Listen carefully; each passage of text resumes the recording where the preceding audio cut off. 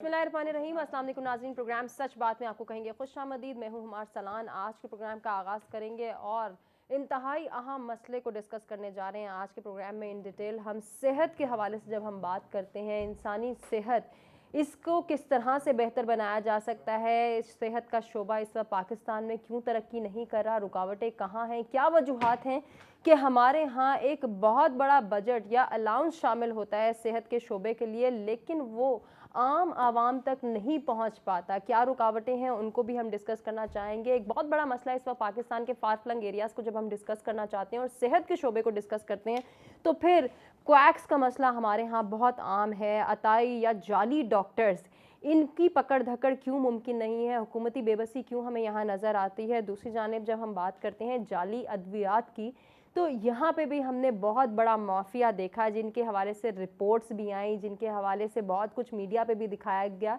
लेकिन वहाँ भी हुकूमती बेबसी नज़र आई कि जब इनकी पकड़ धकड़ या जज़ा और सज़ा का कॉन्सेप्ट हमें नज़र नहीं आता। ओवरऑल इंसानी सेहत की जब हम बात करते हैं तो बहुत सारी कोटेशंस हमारे सामने हैं, बहुत सारी बातें हम सुनते आ रहे हैं कि उस कौम के अगर हमने पार्क और मैदान आबाद करने हैं तो हमें अस्पताल वीरान करना होंगे। अनफॉर्चुनेटली हमारे तो अस्पताल भी वीरान है, हमारे पार्क भी वीरान है। हम जाएं तो जाएं कहाँ। हम अपनी सेहत को बेहतर बनाने के लिए अगर हुकूमत की जानिब देखते हैं या हुकूमती नुमाइंदगान की जानिब देखते हैं तो वहाँ पर भी हमें ब्लैंक फेसेस नज़र आते हैं, क्योंकि उन्हें तो मालूम है कि उन्होंने मुल्क से बाहर इलाज कराने चले जाना है।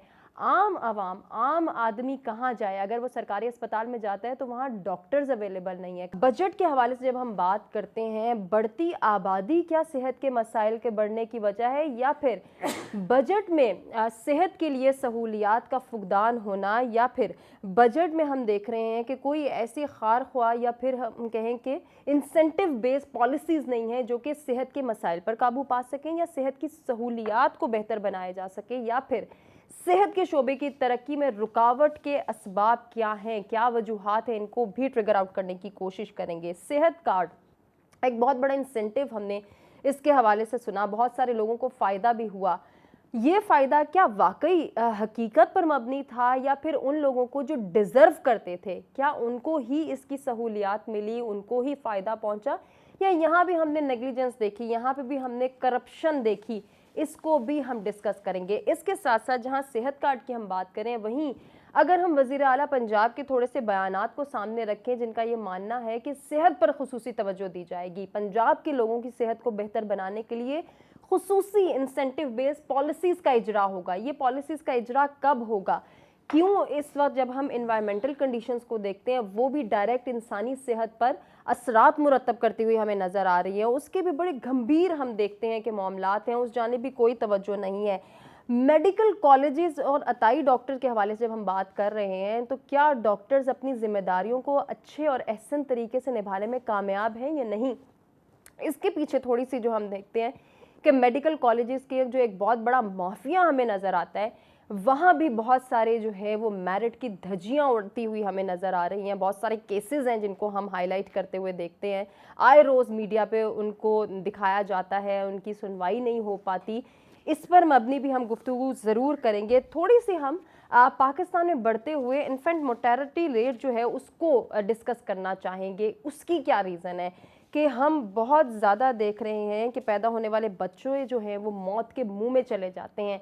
रीज़न्स क्या हैं? हामला ख़वातीन को किन ज़रूरियात की जो है वहाँ पे हमें कमी नज़र आ रही है, या फिर हामला ख़वातीन की सेहत का ख्याल रखना कितना ज़रूरी है, इसमें हुकूमती इक़दामात का फुकदान क्यों नज़र आता है? इस पर भी ज़रूर गुफ्तगू करेंगे। जो मेहमान हमारे साथ मौजूद है तारुफ कराते हैं, गुफ्तगू का बाकायदा आगाज़ करते हैं। स्टूडियोज़ में मेरे साथ सीनियर एनालिस्ट का पैनल मौजूद है, फ़रूख भट्टी साहब हैं, सज्जाद तरीन साहब हैं, सर आपको खुशामदीद कहना चाहेंगे, और हमारे साथ सीनियर एनालिस्ट असद खरल साहब और जाहिद गशकोरी साहब भी मौजूद हैं। आप सबको प्रोग्राम में वेलकम करेंगे। सजात इन सब गुफ्तगू का आगाज़ सर आपसे करना चाहूँगी। ये इंट्रोडक्शन में मैंने कुछ चीज़ों को हाईलाइट करने की कोशिश की है। सर, इस वक्त पाकिस्तान में जो सेहत आमा की सहूलियात का फुकदान है, आपकी नज़र में बेसिक उसमें क्या हमें नज़र आता है, कहाँ फ्लॉस हैं, कहाँ पे जो है तवज्जो देने की ज़रूरत है? देखिए, मैं आपको अर्ज़ करूं कि पाकिस्तान के जो हुक्मरान हैं, हुक्मरानों की तवज्जो का मरकज़ सेहत और तालीम कभी नहीं रहा। उसकी बुनियादी वजह यह है कि इनके अपने बच्चे बाहर पढ़ते हैं, ये अपना इलाज बाहर कराते हैं, ये जितने भी लोग हैं, मतलब सबकी तरतीबवार, आपके पास टाइम नहीं है, दामन वक्त में गुंजाइश नहीं है, वरना मैं नाम ले लेके बताऊं कि कौन कौन अपना बाहर इलाज कराता है, किस किस के बच्चे बाहर इलाज करा रहे हैं। इनको इस वजह से पाकिस्तान में जो सेहत की सूरत हाल है, जो सेहत का निज़ाम है, वो उनमें बेहतरी लाने का कोई मतलब इनके लिए प्रोग्राम ही नहीं है इनका। एक बात मैं आपको छोटी सी एक मिसाल देता हूँ। यहाँ ये फेडरल कैपिटल में हम बैठे हैं, शायद कभी आपका भी जाने का इत्तेफाक हो। एक पोली क्लिनिक के नाम से एक सरकारी अस्पताल है यहाँ, 4 अरब रुपए का उसका सालाना बजट है। 80 करोड़ अदवायात की खरीदारी में खर्च हो जाते हैं। बाकी सारे जो हैं वो दीगर तनख्वाहों के अमूर और बाकी जो उसमें चले जाते हैं, और बहुत सारे करप्शन में चले जाते हैं। वहाँ मतलब जो एक्सपायर मेडिसिन, एक्सपायर किटें इस्तेमाल होती हैं, उस पर हमने एक शो किया था। उस पर वो डेंगू की किटें इस्तेमाल करने वाला बंदा पकड़ा भी गया, FIA में भी चला गया, लेकिन फिर वो ज़मानत करा के बाहर आ गया। तो सेहत का जो निज़ाम है बुनियादी तौर पर हुक्मरानों की तवज्जो का कभी मरकज़ नहीं रहा। ना ही हुक्मरान ये चाहते हैं कि सेहत की कोई सहूलियात बेहतर की जाएँ, लोगों को कोई बेहतर सहूलियात फराहम की जाएँ। पंजाब में तो सूरत हाल बेहतर है, सिंध में भी अभी चेयरमैन बिलावल ने कुछ हॉस्पिटल्स बनाए हैं नए, वहाँ को बेहतर सूरत हाल है। बलोचिस्तान में आप जाके देखें, मैं गया बलोचिस्तान में चंद माह पहले की बात है, ऐसे लगता है कोई पत्थर के ज़माने का वहाँ सेहत का निज़ाम है। हस्पताल हैं, डॉक्टर नहीं हैं, दवाइयाँ नहीं हैं, और अस्पतालों में जानवर जो है बांधे हुए हैं, अस्पतालों में कुत्ते घूम रहे हैं, कोई ना दरवाजे हैं, दरवाजे को मैंने पूछा भाई हॉस्पिटल के दरवाजे कहाँ गए, कहे जी वो चोर उतार के ले गए हैं। तो अब बुनियादी वजह ये है, अगर आप सेहत का निज़ाम ठीक करना चाहते हैं तो सबसे पहले हुकूमत पाकिस्तान को ये पाबंदी लगानी होगी कि बैरून मुल्क इलाज कोई नहीं कराएगा। तमाम मेंबरान पार्लियामेंट, तमाम ब्यूरोक्रेट्स ये बाहर नहीं जाएंगे, ये पाकिस्तान में इलाज कराएंगे। आप देखें कि फिर ये लोग जो हैं अपना क्या नाम है अस्पताल भी ठीक करेंगे, यहाँ अदवायात का मयार भी बेहतर होगा। आप यकीन माने, मैं बहुत सारे ब्यूरोक्रेट्स को ऐसे जानता हूँ, बहुत सारे डॉक्टरों को ऐसे जानता हूँ जो मुख्तलिफ सरकारी अस्पताल में इस्लामाबाद में काम करते हैं, और सरकारी अस्पताल और वजारत सेहत में वो ब्यूरोक्रेट्स हैं, वो सरकारी अस्पताल की खरीदी हुई दवाइयाँ नहीं खाते। वो कहते हैं कि ये दवाइयाँ ही 2 नंबर हैं। और क्या गरीबों के लिए आपने रखा हुआ है? अभी पोली क्लिनिक के लिए जो टेंडर हुए हैं अदवायात खरीदने के, वो टेंडर हुए हैं वजारत सेहत में, और वजारत सेहत में उस रेट पर हुए हैं जो रिटेल के आम मेडिकल स्टोर पर जो रेट है उससे भी ज्यादा हुए हैं। तो ये लूट मार का बाजार है, कोई पूछने वाला नहीं है। क्यों नहीं है सर कोई पूछने वाला? जाहिद गशकोरी साहब, सर आपकी जानिब आएंगे। अभी जिस तरह से सजातरीन साहब ये बात कर रहे थे कि हुकूमत, जब हम बात करते हैं कि हुकूमत क्यों इस तरफ तवज्जो नहीं दे रही, तो हुकूमती नुमाइंदगान मुल्क से बाहर इलाज कराने जाते हैं। अगर ये जो है कदगन लगा दी जाए कि वो मुल्क से बाहर नहीं जाएंगे और वो मुल्क में रहते हुए अपना इलाज कराएंगे, तो फिर भी यहाँ पे हमारे यहाँ एक डिस्क्रिमिनेशन पब्लिक और प्राइवेट सेक्टर की नज़र आती है। शायद प्राइवेट सेक्टर हमारा इतनी फैसिलिटीज़ दे रहा है कि मरीज़ सेहतयाब होने की उम्मीद रखे, लेकिन अनफॉर्चुनेटली जो हमारा पब्लिक सेक्टर है, जो सरकारी अस्पतालों का इस वक्त हाल है, वो थोड़ा सा सजातरीन साहब ने भी हाईलाइट करने की कोशिश की। सर उस जानिब क्यों नहीं तवज्जो दी जाती, जब इतने बड़े बड़े कोटे, इतने बड़े बड़े बजट, इतने सालाना उनके जो है वो कोटा सिस्टम में भी नज़र आ रहा है। और सजातरीन साहब ने अभी मेंशन किया कि 4 अरब की एड आपको मिल रही है, आपका बजट अलाउंस है, तो फिर अलाउंस होने के बावजूद वो फैसिलिटीज आम आदमी तक क्यों नहीं पहुंच पाती? वहां कौन बैठा हुआ है? देखिए, एक तो मैंने आपका पूरा इंट्रो सुना है जो कि बड़ा बिल्कुल काफ़ी वजाहत के साथ था। अगर पाकिस्तान का ओवरऑल जिस तरह आपने पिक्चर दी है, जो हेल्थ केयर सिस्टम है वो बहुत ही, इसमें कोई शक नहीं है कि क्राइसिस में है। और पाकिस्तान के जो 41% मेडिकल के इंस्टीट्यूट हैं, कॉलेजेस हैं, ये यूनिवर्सिटीज़ हैं, वो बुनियादी क्राइटेरिया जो PMDC के साथ या उनकी तरफ से सेट किया गया है उसको मीट नहीं करते। उसके बावजूद भी पाकिस्तान में हज़ारों डॉक्टर जो हैं वो प्रोड्यूस हो रहे हैं और वो एडमिशन्स भी कर रहे हैं, और इतनी ज़्यादा फीसेस हैं कि पाकिस्तानी बच्चे मुख्तलिफ थर्ड वर्ल्ड कंट्रीज़ में मेडिकल करने जाते हैं। आपने देखा अभी जो उज़्बेकिस्तान में देखा आपने, इवन पाकिस्तानी बच्चे लाइबेरिया में भी गए हुए हैं मेडिकल कॉलेजेस वगैरह में, और कई सैकड़ों पाकिस्तानी स्टूडेंट उन यूनिवर्सिटीज़ में भी गए हैं जिनको WHO ने डिलिस्ट कर दिया था और बच्चों का फ्यूचर जो है वो ब्लीक हो गया। तो हॉस्पिटल्स की हम सिर्फ फोकस कर लें, अगर इस्लामाबाद की हॉस्पिटल 4 सरकारी हॉस्पिटल्स हैं, या 5 आप कह लें, जिस तरह सिटी हॉस्पिटल है, पिम्स है, पॉली क्लिनिक है, या निर्म हॉस्पिटल है, या एनएच को आप ओवरऑल देख लें। एनएच को तो ओवरऑल बाहर से फंडिंग आती है, उनका एक स्टैंडर्ड और क्राइटेरिया मुख्तलिफ है। हम सैंपल के तौर पर पिम्स को ले लेते हैं, या पॉली क्लिनिक को, जो कि पाकिस्तान की अशराफिया, पाकिस्तान के पार्लियामेंट में बैठे हुए लोग हैं, उनका कोटा होता है पॉली क्लिनिक में, उनके लिए ये दवाइयाँ और सब कुछ आता है। तो ओवरऑल इन हॉस्पिटल्स में 37% स्टाफ की कमी है। अगर देखा जाए, डॉक्टर्स, पैरामेडिक जो स्टाफ है, चीज़ें हैं, वो उस क्राइटेरियन को मीट नहीं करती। पाकिस्तान के उस वक्त 12 लाख की जो आबादी थी इस्लामाबाद की, उसके लिए ये हॉस्पिटल बनाया गया था। अब 37 लाख से ज़ायद तकरीबन पॉपुलेशन है। तो आप ये अंदाज़ा लगिए, जहाँ रिसोर्स की कमी है वहाँ रश और चीज़ें इतनी ज़्यादा हैं कि आप किसी बेसिक फैसिलिटी तो आपको शायद मिल जाए, लेकिन वो स्टैंडर्ड जो सेहत के हैं वो नहीं है। करप्शन की आप बात करें, कई डॉक्टर यहाँ पॉली क्लिनिक से जेलों में गए हैं, दवाइयों में करप्शन हुई है, वो तो इन्वेस्टिगेशन नैब भी करता रहा है, FIA भी करता रहा है। इवन जहाँ जो PMDC है, इसमें आप देख लें, या पाकिस्तान नर्सिंग काउंसिल में अभी तक कई इंक्वायरियां और इन्वेस्टिगेशन जारी हैं, जिनका कोई हासिल निकाल नहीं निकला है। डॉक्टर्स जेल में रहने के बावजूद भी आ गए और कोई पूछने वाला नहीं।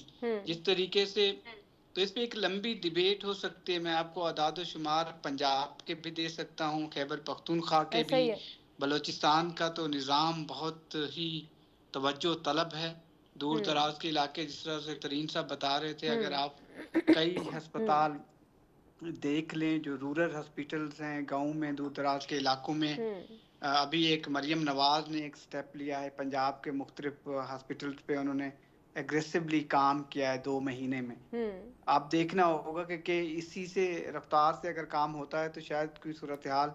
अच्छा, आप कह रहे हैं अगर इस रफ्तार से काम होता है तो फिर बेहतरी आएगी। फरूक भट्टी साहब, सर आपको लगता है, चलें इसी बात को हम आगे ले लेते हैं, वो तो एक डिबेट है कि मयारी डॉक्टर्स प्रोड्यूस कर रहे हैं हम या नहीं कर रहे हैं, उनकी काबिलियत अहलियत पर तो हम जरूर बहस करेंगे, लेकिन जिस तरह से वज़ीर आला पंजाब की बात करें जाहिद गशकोरी साहब, अगर इस तरह से वो काम करती रहीं तो फिर बेहतरी आने के चांसेस हैं। सर आपको लगता है ऐसा होगा? देखिए, मैं तो ये समझता हूँ कि वज़ीर आला जो मरीम नवाज़ हैं, वो इस वक्त जो है वो पंजाब की महान ब्यूरोक्रेसी जो है उनको जो है वो मुसलसल मिसगाइड कर रही है। उसकी बुनियादी वजह ये है कि मरीम नवाज़ को उस एरियाज़ में जैसे पहले से इंतज़ाम होता था ना, कि जाने से पहले वहीं लोगों को जो है वो सब अच्छा की पिक्चर दिखाई जाती है, तो मरीम नवाज़ को भी वही पिक्चर दिखाई जा रही है। उसको वही दिखाया जा रहा है कि देखें ये देखें हम इसको डाल रहे हैं सोशल मीडिया के ऊपर, ये बहुत अच्छा वर्क हो रहा है, जबकि हकीकत जो है वो इससे कहीं दूर है। अच्छा, आप कह रहे हैं हकीकत इससे दूर है। मैं आपकी जानिब दोबारा आऊंगी। मैं चाह रही हूँ कि जरा असद खरल साहब से भी इस पॉइंट पर उनका जो है वो देख लें क्या ओपिनियन है। असद खरल साहब, सर आपको लगता है कि वज़ीर आला पंजाब बेहतरी ला पाएंगी? सेहत के हवाले से सिर्फ अभी मैं बात करना चाहूंगी, फिर हम नेक्स्ट अपने क्वेश्चंस भी पुट ऑन करेंगे।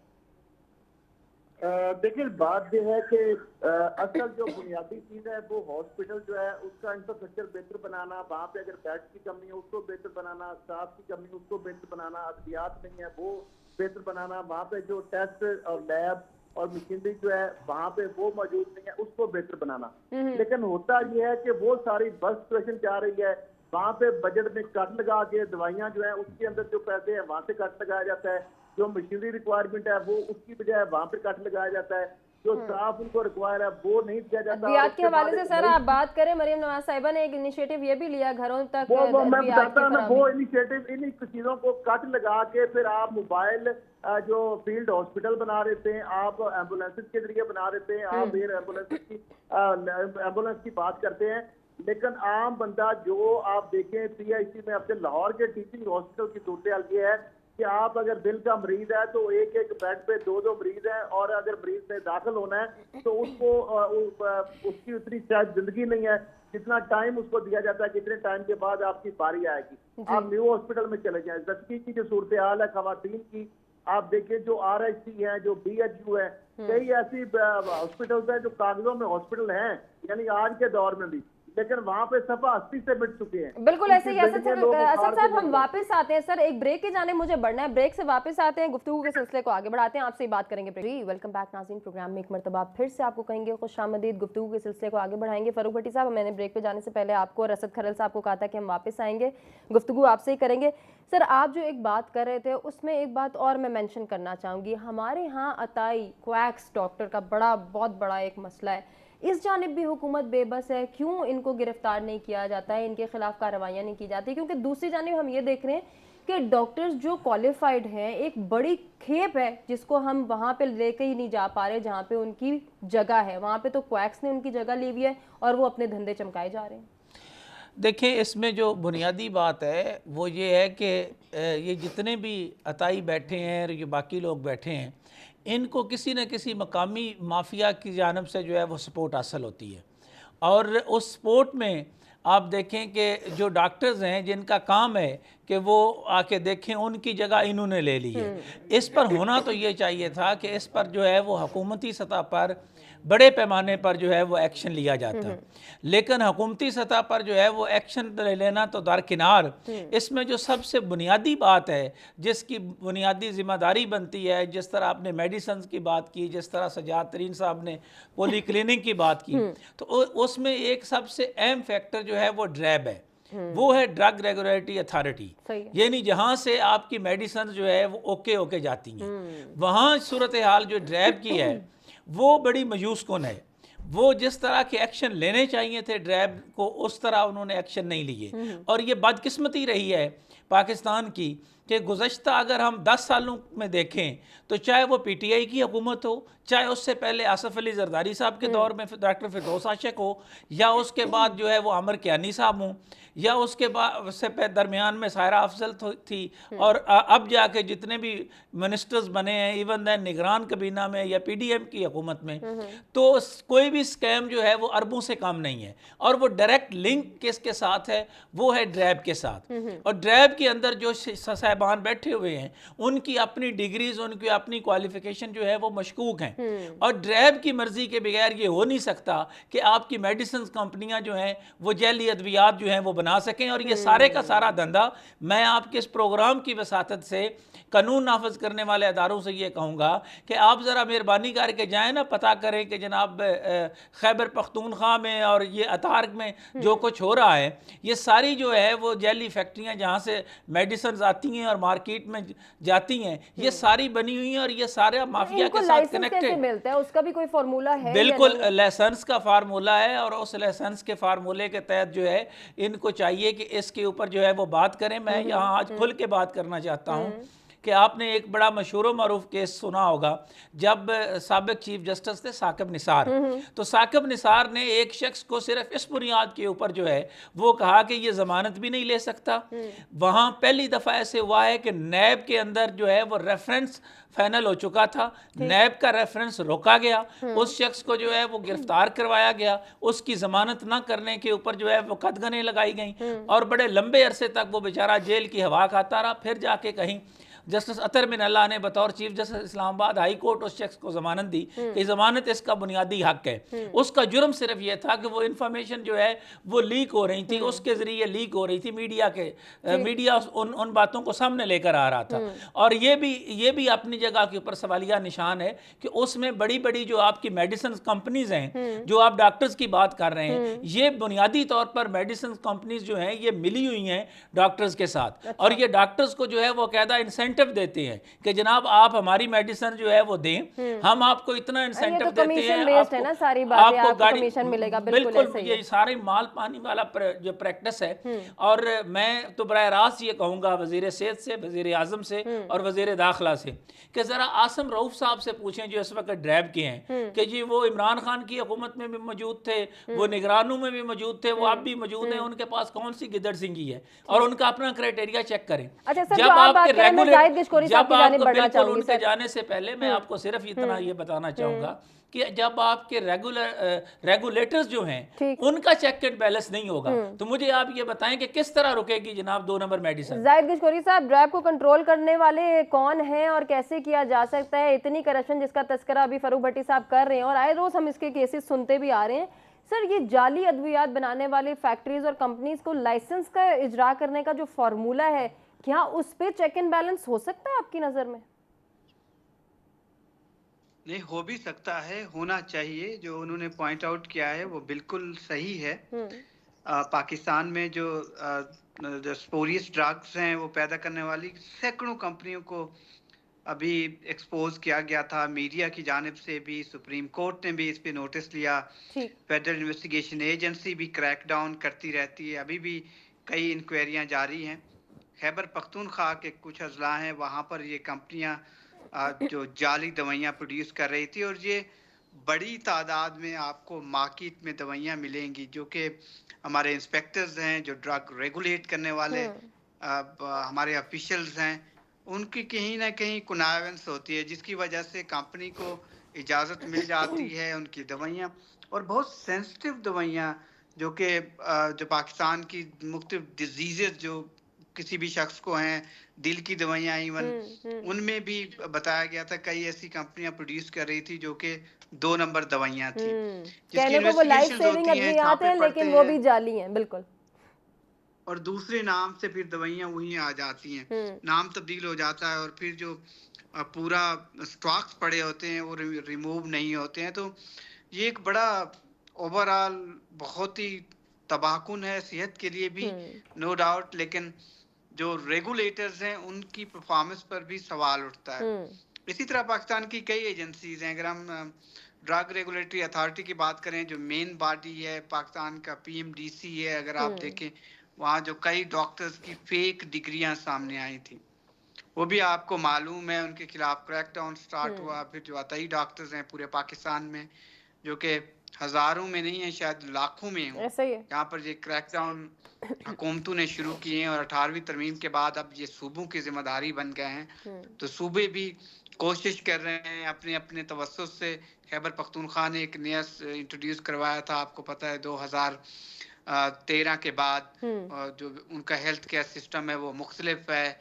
और जो सेहत कार्ड की हम बात कर रहे थे, आपने खुद पॉइंट आउट किया इंट्रो में, सेहत कार्ड में इतने बड़े घपले हैं, जिसपे खुद मैं एज ए रिपोर्टर काम करता रहा हूँ, कि वहाँ डॉक्टर्स जो हैं आपके प्लेटफॉर्म से, ये गवर्नमेंट को जो निगरान हुकूमत ने इस पे कुछ ना कुछ काम करवाया था शुरू, एक एक डॉक्टर ने 4500 दिल के ऑपरेशंस किए हैं एक साल में। तो आप अंदाजा लगाइए कि कितनी बड़ी तादाद में डॉक्टर्स ने नाजायज शायद अरबों रुपए का फायदा उठाया है, पैसे गवर्नमेंट से ले गए हैं, और जिसको ऑपरेशन की जरूरत ही नहीं थी, उसके भी ऑपरेशन कर डाले। बिल्कुल सर, ये बहुत सारी रिपोर्ट्स हमारे सामने भी हैं। वक्त महदूद है, ब्रेक की जाने बढ़ना, दीगर मेहमानों की जाने बढ़ना चाहेंगे। असद खलल साहब, सेहत कार्ड के हवाले से अभी बात कर रहे हैं जाहिद गशकोरी साहब, सर इसको थोड़ा सा कंटिन्यू कीजिएगा। दूसरी जानिब हुकूमत को जिस तरह से हम बात करते हैं कि सेहत की जानिब थोड़ी तवज्जो देनी चाहिए, आपको क्या लगता है हमारी तरजीहात में सेहत, एजुकेशन या फिर आवाम की फलाह व बहबूद कहीं शामिल है, नहीं है?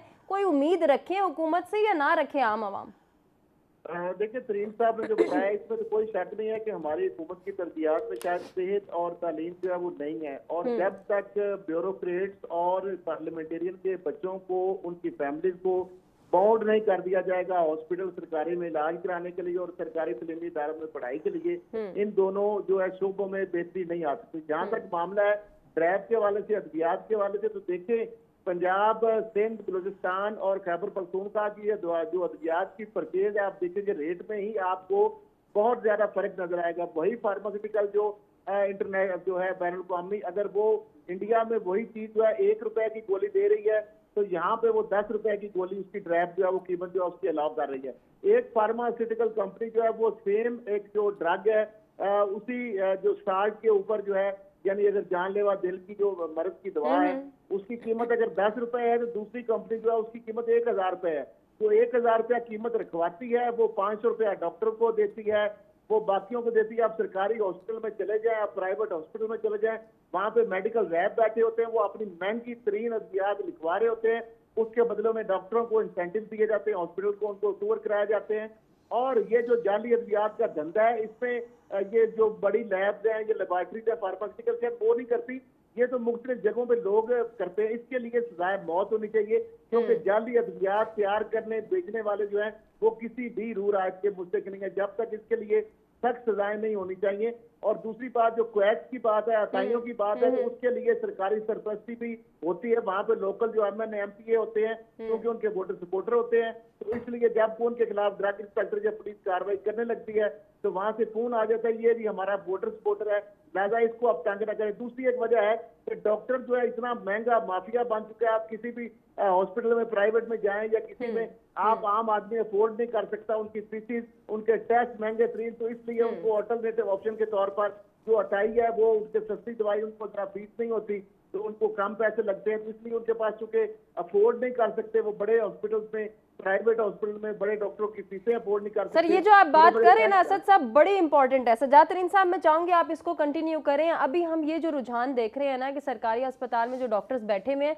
वो खुद से अब मरीजों को कहना शुरू कर देते हैं कि अब आपको यहाँ पे आने का ज़रूरत नहीं है, बहुत वेट करना पड़ा है, आप वेट कम करना चाहते हैं या चाहते हैं कि आपका मयारी चेकअप हो तो शाम को मेरे प्राइवेट क्लिनिक में आ जाना। सर, अनफॉर्चुनेटली ये इस वक्त बहुत बड़ा बिजनेस है पाकिस्तान में। आप नहीं समझते यहाँ पे भी जजा और सजा का कॉन्सेप्ट होना चाहिए? देखिए उम्मा, मैं आपको एक बात बताऊं कि गरीब आदमी तो जली दवाइयाँ खा के मर ही जाता है ना, उसका पता भी नहीं चलता। यहाँ एक गवर्नर थे चौधरी इल्ताफ, ये फवाद चौधरी साहब जो थे PTI वाले, इनके अजीज़ थे, उनको दिल की प्रॉब्लम थी और वो जली दवाइयाँ यहाँ खाते रहे। जब वो लंदन गए चेकअप कराने तो उन्होंने कहा आप कौन सी मेडिसिन खाते रहे? उन्होंने कहा ये, वो लेबॉर्ट्री में जब चेक की तो पता चला वो तो जली मेडिसिन खाते रहे हैं। ये रिकॉर्ड पर बात है। दूसरी बात यह है कि यहाँ पाकिस्तान में जो सेहत का निज़ाम है इसको सिर्फ एक ही तरीके से बेहतर किया जा सकता है कि हुकूमत तमाम ये जो प्राइवेट इदारे हैं, प्राइवेट हॉस्पिटल्स हैं जो लोगों को लूट रहे हैं, उनको फौरी तौर पर सरकारी तहवील में ले ले और डॉक्टरों की जो प्राइवेट प्रैक्टिस है उस पर पाबंदी आयद कर दी जाए। और दो चीज़ें मुफ्त हो जानी चाहिए, एक एजुकेशन मुफ्त होनी चाहिए और एक तालीम सेहत जो है वो मुफ्त होनी चाहिए। गरीब और जो आदमी जहाँ बीमार हो उसको उसी जगह पर जो हॉस्पिटल करीब हो उसको वहीं इलाज मिलना चाहिए। यहाँ जो हमारे डॉक्टर्स हैं वो डॉक्टर जो हैं वो लूट मार का एक मतलब समझ लो मशीन बने हुए हैं जी। वो सरकारी हॉस्पिटल में एक ऑपरेशन करेंगे, 2 करेंगे, और प्राइवेट हॉस्पिटल में रात को 12 बजे भी उनको फ़ोन आ जाए तो उनको पता है कि पैसे मिलने हैं और वो चले जाते हैं। यहाँ इस्लामाबाद में ऐसी हॉस्पिटल्स मौजूद हैं, निजी हॉस्पिटल्स जो हैं जो बड़े बड़े सरमायादारों की हैं, जहाँ गरीब आदमी आगे से गुजर नहीं सकता। सर, वहाँ तो आपकी एंट्री पे लाख रुपए हो जाता है कि अभी आपकी सांस चल रही है, लाख रुपए तो इसी बात की दे दें। वो इसका इलाज तरीका ये है कि तमाम जितने ये प्राइवेट कॉलेज हैं, प्राइवेट हॉस्पिटल्स हैं और प्राइवेट दूसरे कॉलेज जो हैं, तालीमी इदारे जो हैं, इन सबको सरकारी तहवील में लेना चाहिए और इस पर बैन कर देना चाहिए कि कोई आदमी प्राइवेट इलाज नहीं करा सकता और ना ही कोई करेगा। सर, आप जो बात करें बहुत इंपॉर्टेंट है। एक छोटी सी बात मैं आपको, अच्छा, हमारे मुल्क में एक 18वीं तरमीम हुई ना, 18वीं तरमीम में उसके बाद जो हेल्थ का शोबा है वो चला गया है, एजुकेशन भी चला गया है, वो सूबों के पास चला गया है। और आप यकीन मानो हुमा के सूबों में ये कैपेसिटी नहीं है कि वो हेल्थ के शोबे को हैंडल कर सकें। आप हॉस्पिटल्स का हालत देख लें। अब क्योंकि बलूचिस्तान का मैंने बताया कि वहाँ हालात अच्छे नहीं हैं, तो ये जितने मतलब इलाके हैं जनूबी पंजाब के सरहदी इलाके हैं, मुल्तान है, यहाँ जो बड़े बड़े हॉस्पिटल हैं, एक तो मुल्तान शहर और मुल्तान के इर्द गिर्द के हॉस्पिटल इलाकों का हॉस्पिटल पे रश है, और दूसरा बलूचिस्तान से लोग आते हैं क्योंकि बलूचिस्तान में सेहत की सहूलियात नहीं है। तो 18वीं तरमीम में तो इन्होंने किया बहुत अच्छा कि हेल्थ का शोबा जो है वो सूबों को दे दिया, लेकिन सूबों की कारकर्दगी इतनी नाकस है और करप्शन इतनी ज़्यादा है कि उसकी वजह से वो और सूरत हाल ख़राब हो गई। ठीक है सर, कंटिन्यू करेंगे। और आप जो बात कर रहे हैं कि प्राइवेट हॉस्पिटल्स को और प्राइवेट मेडिकल कॉलेजेस को सरकारी तहवील में ले लिया जाए, तो फिर यहाँ सवाल ये रेज होता है जो हम तीनों मेहमानों से करेंगे कि क्या फिर अगर ये हो जाता है तो फिर प्राइवेट हॉस्पिटल्स और प्राइवेट मेडिकल कॉलेजेस अपना मयार बरकरार रख पाएंगे, या जो फैसिलिटीज़ अभी दी जा रही हैं प्राइवेट हॉस्पिटल्स में सरकार अगर अपनी तहवील में लेती है तो फिर क्या ये अपना मयार बरकरार रख पाएंगे, नहीं रख पाएंगे? टेक्नोलॉजी का इसमें क्या किरदार है, इस पर भी सवाल करेंगे लेकिन इस ब्रेक। जी, वेलकम बैक नाज़रीन। प्रोग्राम में एक मरतबा फिर से आपको कहेंगे खुशामदीद। ब्रेक पे जाने से पहले हमने कहा था कि जब वापस आएंगे तो इस बात को ज़रूर डिस्कस करेंगे जो ऑप्शन या सजेशन जातरीन साहब की जानिब से आया है कि प्राइवेट हॉस्पिटल्स और प्राइवेट मेडिकल कॉलेजेस को सरकारी तहवील में ले लिया जाए तो शायद बेहतरी आ सकती है। फरूक भट्टी साहब, सर आपको लगता है कि फिर अपना ये मयार बरकरार रख सकेंगे, या जो फैसिलिटीज़ प्राइवेट हॉस्पिटल्स में अभी अवेलेबल हैं जहाँ पे कदम रखते ही आपको लाखों रुपए का चार्ज दे दिया जाता है कि आप अगर कदम रख रहे हैं या सांस चल रही है तो लाख रुपए तो आप सिर्फ इसी बात का दे दें कि अभी आप जिंदा हैं। उसके बाद आप पे जैसे जैसे टेस्ट नहीं भी ज़रूरी हैं, उनकी जितने चार्जेस हैं वो आपके सामने हैं। बहुत सारे केसेस भी आपने कोट किए होंगे सर। ये जो अभी हमारे यहाँ मयार चल रहा है और फिर ये कहा जाता है कि एडवांस टेक्नोलॉजी का इस्तेमाल किया जा रहा है, इसलिए फ़लाँ से ज़्यादा हम चार्ज ले रहे हैं। एक टेस्ट जो एक आम लेबॉर्ट्री में, सिर्फ ब्लड सीपी की बात करूँगा, एक आम टेस्ट है, एक आम मेडिकल रिपोर्ट है आपकी। अगर आपने अपने ब्लड की कंप्लीट पिक्चर चेक करानी है तो एक आम अगर आप लेबॉर्ट्री में जाते हैं या किसी प्राइवेट क्लिनिक में जाते हैं, शायद 200 से 300 या 400 रुपये मैक्सिमम। वही इंटरनेशनल लेवल की लैब जो है आपकी इस्लामाबाद बेस्ड में, अगर आप ये देखें तो वो आपके 2000, 2500, 3000 ये चार्ज करें। सर क्या उन पर कोई लिमिटेशंस लग सकती हैं, उन पर कोई कदगन लगाई जा सकती है, कोई चेक एंड बैलेंस किया जा सकता है, या फिर जिसका जो दिल कर रहा है वो चार्ज करने का पाबंद है इस वक्त? देखिए, हुकूमत अगर ये फ़ैसला कर ले कि हमने जो है वो इसको बेहतर करना है, तो मेरा ख़्याल है कि इसको जो है वो तवील में लेने की बजाय भी जो है वो रेगुलेटर्स जो हैं उनको एक्टिव कर दिया जाए। प्राइवेट हॉस्पिटल्स का तो कोई मैकेनिज्म ही नहीं है कि उनका चेक एंड बैलेंस जो है वो ही कोई नहीं है कि जो मर्जी वो करते फिरें। और दूसरी जो सबसे अहम बात है, मैंने अगेन कहा ना कि जो रेगुलेटर्स हैं उनमें से जो बुनियादी जिम्मेदारी बनती है, जिस तरह मेडिसिन की है, दीगर मामलात हैं, उसको ड्रैब देखता है, उसको मिनिस्ट्री ऑफ हेल्थ जो है वो देख रही है। लेकिन मैं अपने जो है वो एक्सपीरियंस की बुनियाद पर जो 10-12 साल से मैं कवर कर रहा हूँ इन्वेस्टिगेटिव जर्नलिज्म के हवाले से, वो मेरे सामने जो चीज़ आई है वो ये है कि ये इतना बड़ा माफिया है कि ये पूरे का पूरा माफिया जो है ये चीज़ों को सरनगू करवा लेता है। मैं आपके प्रोग्राम की वसातत से ये आपको बताना ये चाहता हूँ कि जब ये ड्रैब के हवाले से उस इंक्वायरी का जिसका मैंने जिक्र किया रोका गया, तो साकिब निसार साहब के अपने जो दामाद हैं वो मेडिसिन का बिजनेस करते थे, और इस वक्त जो और बड़े पैमाने पर जो है वो मिक एंड मी के नाम से जो कंपनी बनी, फिर उसमें जो है वो बड़े बड़े जो एक्स डीजी अपना ड्रैब का CEO है शेख अख्तर हुसैन, जिसके ऊपर नैब के चार्जेस आए, सारा कुछ हुआ, कुछ भी नहीं बना। बात यह है कि जब तक जो है वो रेगुलेटर्स नहीं आते, हुकूमत जो है वो अपने तौर पर कोशिश नहीं करती, सख्त तरीन सजाएं नहीं दी जाती, उस वक्त तक ये माफिया जो है ये बेलगाम रहेगा। और जहाँ तक मेडिकल कॉलेजेस की बात है, मेडिकल कॉलेजेस में तो एक धंधा है कि एक एक जो है वो डॉक्टर्स के ऊपर सीट बिकती है। इतने लाख दे दें जी तो आपको डॉक्टर जो है, जब वो इतने लाख देकर डॉक्टर बनेगा तो वो यकीनी तौर पर जो है वो लूटने के लिए आएगा। और वो इतने लाख दे के जब सर डॉक्टर बनता है तो बड़े अफसोस के साथ मैं कहना चाहूंगी कि फिर वो फार फ्लंग एरियाज में जाना पसंद नहीं करता कि हम इतने पैसे दे के अगर कैपिटल से डिग्री हासिल कर रहे हैं तो फिर हम क्यों जाएं बलूचिस्तान, हम क्यों जाएं फार फ्लंग एरिया, हम गरीबों का इलाज क्यों करें?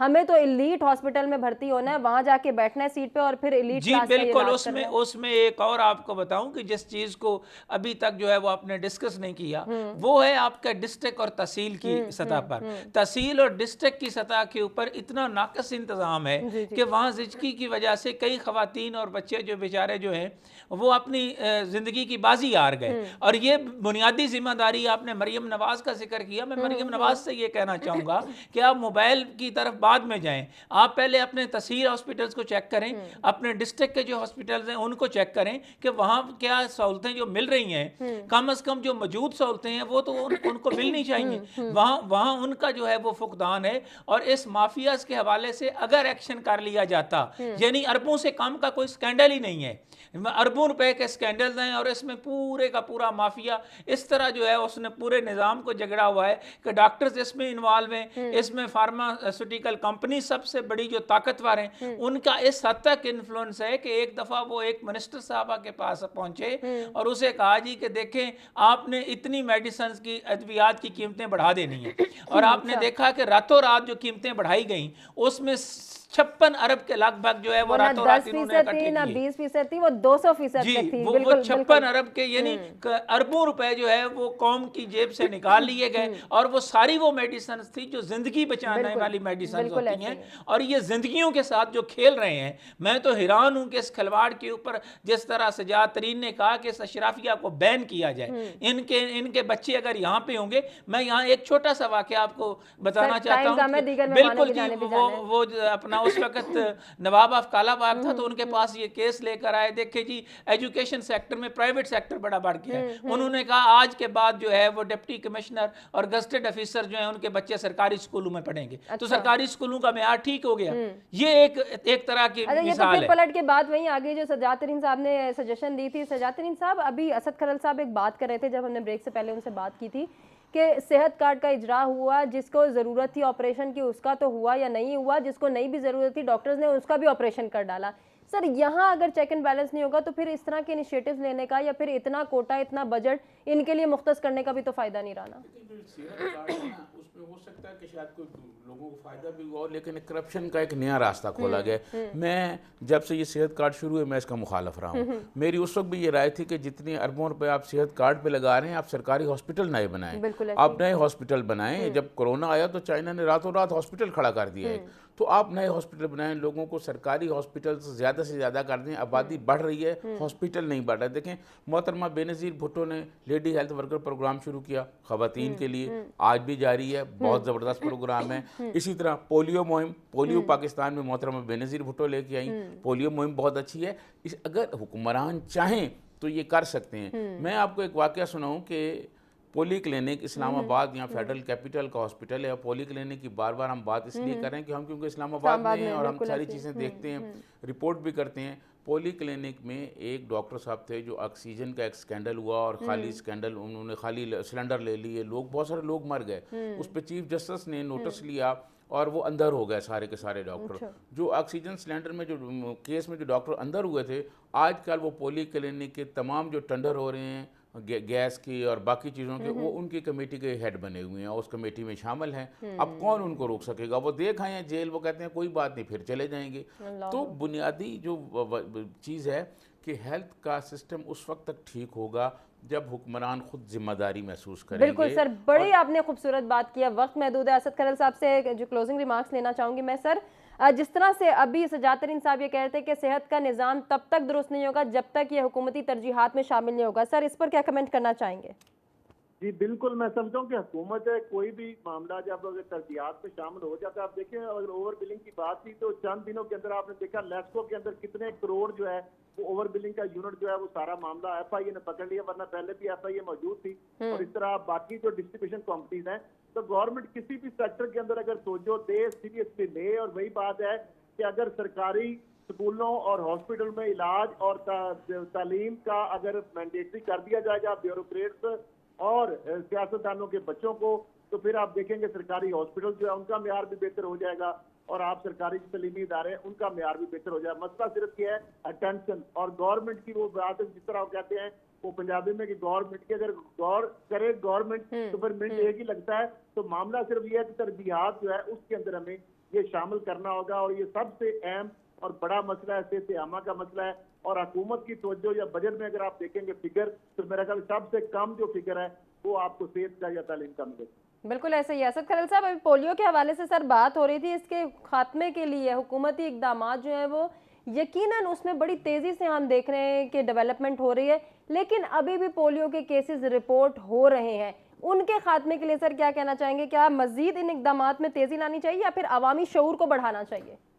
देखिए इसमें मैं समझता हूँ अवाम का शऊर के भी मामला है कि कुछ लोग जो है अब हर घर में तो पहुंचना मुमकिन नहीं है, और घर में अगर 4 बच्चे हैं तो 2 बच्चे अगर आप गायब नहीं करते या आप नहीं उनको बताते या कहते हैं स्कूल में है, स्कूल में लग जाएंगे या स्कूल से भी टीमें जाती, जगह जगह पे बसों में अड्डों पे हर जगह पे हम टीमें देखते हैं। लेकिन लोगों का भी मेरा ख्याल है हमारी as a individual as a Pakistani शहरी हमारी भी रिस्पॉन्सिबिलिटी है कि इस जो मुज़ीब मरज से पाकिस्तान को बचाने के लिए, अपने बच्चों को बचाने के लिए हमें भी इस पे कोऑपरेट करना होगा। और ना सिर्फ उनके वालिदैन बल्कि उनके जो अजीज़ो अकारब हैं, उनके हमसाए जो हैं वो भी बाकायदा इसके लिए एक हेल्पलाइन कायम होनी चाहिए, ताकि हर बंदा जो है वो अगर कोई नहीं भी करना चाहे तो साथ वाला बता सके, क्योंकि कल को उसके साथ दूसरे के बच्चे जो है वो भी इफेक्ट हो सकते हैं। बिल्कुल सर, ऐसा ही है। जिस तरह से आप बात कर रहे हैं इस पर हम सिर्फ यही कहना चाहेंगे कि अगर सेहत का मसला या सेहत का शोबा हुकूमती तरजीहात में शामिल हो जाए तो फिर इसमें बहुत सारी बेहतरी आ सकती है और तरक्की जहाँ रुकी हुई है वो भी ख़त्म हो जाएगी या रुकावटें हट जाएंगी अगर हुकूमती तरजीहात और तवज्जुहात जो हैं वो सेहत के शोबे की जानिब आएंगे। अपने तमाम मेहमानों का शुक्रिया अदा करना चाहेंगे जिन्होंने अपने कीमती वक्त और कीमती तज्ज़िये से आगाह किया। नाज़रीन, आपसे इजाज़त लेंगे। अल्लाह निगहबान।